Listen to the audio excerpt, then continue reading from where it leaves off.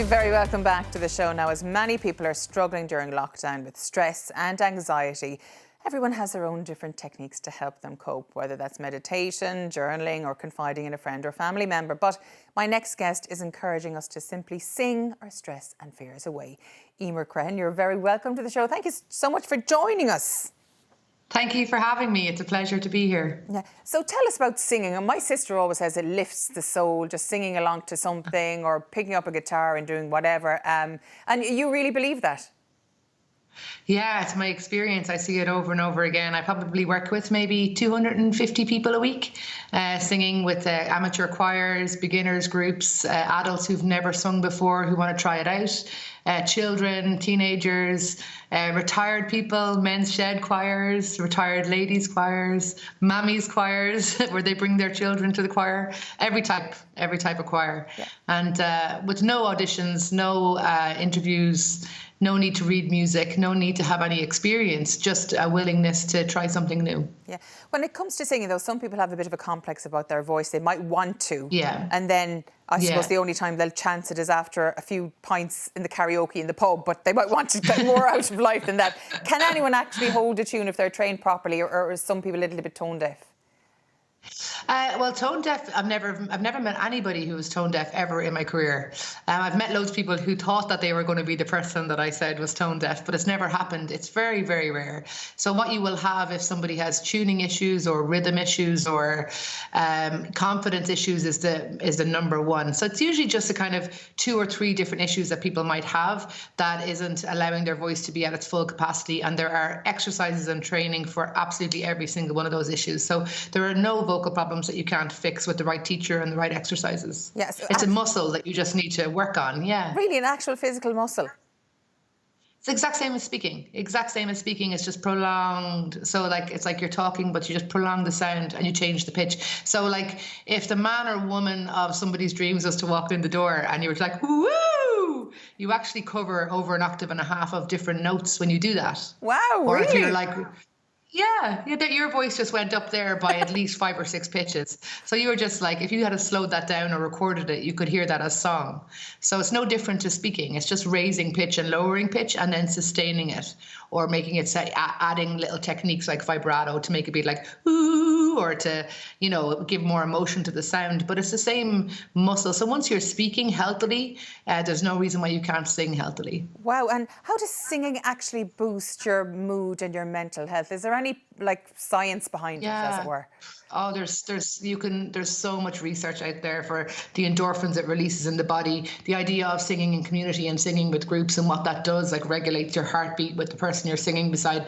At the moment with isolation, it's really about something that makes you feel present, something that makes you feel connected to yourself, and also something that makes you feel really young. So I'm sure you know yourself when you do any sort of a practice that makes you feel present and connected and like you've forgotten about what's going on, you feel better afterwards. So it's no different with singing, because you can't really concentrate on doing singing exercises and lessons and singing and be stressed about other things at the same time. So it's just your mind can kind of Sorry, go on. Your mind can't be bothered by other things when you're trying to actually carry your tune or hold your note or remember your tone. Yeah, and you're learning a new skill, so that brings out of its own advantages when you're feeling like you're learning something new and you're progressing, because a lot of the time for adults, life is very the same and very boring. So when you're doing something new, that's a new skill, you really feel elevated as well. Your mood really, really lifts. And for children and teenagers, like the teenagers that I work with at the moment are finding it to be a great escape from kind of the mundane that's going on for them at the moment, not being able to see their friends, not being able to go to their normal social activities. So even seeing their choir on Zoom or even working on one-to-one with me, it's just giving them that escape from just to forget about what's going on in the world. So it's very popular at the moment, really, really big at the moment. What's the perfect kind of song or type of music you should go to if you want to start singing? Is there like a basic ABC song you should kind of start with? Like a twinkle, twinkle, little star kind of job? No, I always just say to people, like for me, I'm a songwriter, so I write a lot of music and that helps me to connect with what I'm doing. For other people, I tell them to go and try and work on songs they love. So work with music that you love, work with songs that you connect with, songs that you have on your playlist, songs that you listen when you go for your walk, or try and sing something that you really connect with, because when you can get that connection between yourself and the lyrics, that's a really big booster as well.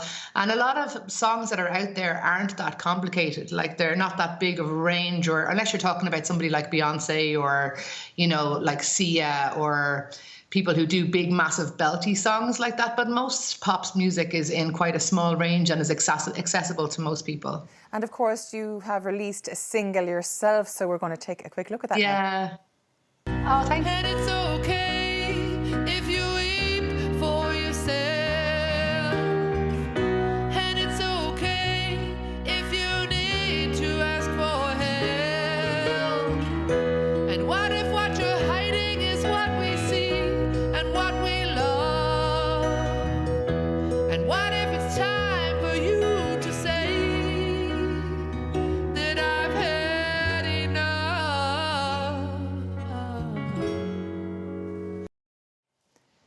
Now, tell us about that single.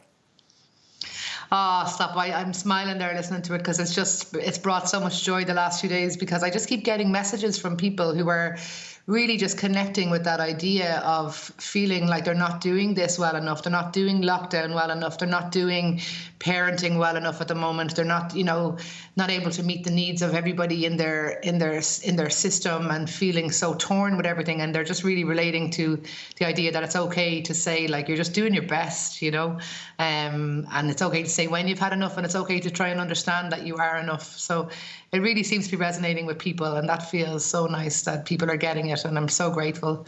So it's great. It's been going really well, and I was supposed to be on a big tour at the moment, which was obviously all cancelled. So this has been a really nice thing to put out instead. Yeah, I wrote it for my sister Anna. Yeah. Of course, you've worked. Yeah. You've been on tour with some very well-known voices in Ireland, haven't you? Yeah, I've been really enjoying. I was on tour this year with Mary Copland and Jack L, who are two of my idols and people I've learned a lot about from performing and watching. And I've worked with both of them for a couple of years in different capacities. I've provided their choirs for some of their shows and stuff. But I've been doing support for them myself. And my next album's due out in I don't know if it's going to happen, but it's due out in October, so we'll see what happens. But I do a lot of work providing choirs for different acts. So I've had the pleasure of working with people like Glenn Hansard and the Riptide Movement and Wallace Bird, and it's just been great. I love that work. I love combining my choral work as a choir director with people who are not in the music business and maybe would never get to kind of have those experiences, and then mixing that with the music business so that people get to really experience what it's like to have access to the arts. Because I just believe the arts are for everybody, and everybody can learn how to sing. Everybody can be part of that world, instead of kind of making a decision somewhere that probably wasn't even yours to make, that at some point in your life somebody told you you're not a singer or you're not a creative person, and then for your whole life you've just kept yourself out of that whole space. And it's just not true. And it's the biggest thing I hear from people that I work with who are in their 60s and 70s and 80s are like, why didn't I do this years ago? Just never too late. Just pick it up, try it. Do you sing? Yeah, well, no. I used to sing quite well when I was younger, but many years of not practicing and abusing my voice has really wrecked it. But it's something I always loved to do. I do love to sing. Yeah. And I just... It can be recovered. Can it? I was going to ask you that, because I used to be quite good at singing, and now I just sound like a croaky old crow. Can I get it fixed? Is it possible to rectify it? Absolutely. I will offer you free lessons, Elaine, to teach you how to recover that, and you will have you sorted in no time. No, if you do that, then make me sing on air. I don't know, I'll have to think about that strong. My other half will be going mad. I'll be bringing the guitar out in the bedroom and howling every night again. It'll be great crack. Listen, Eimear, it's been an absolute pleasure talking to you today. Thank you so much for joining us, and of course bringing joy to so many people's lives at this time of difficulty. So much. Thank you so much. Now we will take a quick break. Catch us back here in 3. I won't be singing, I swear, don't worry.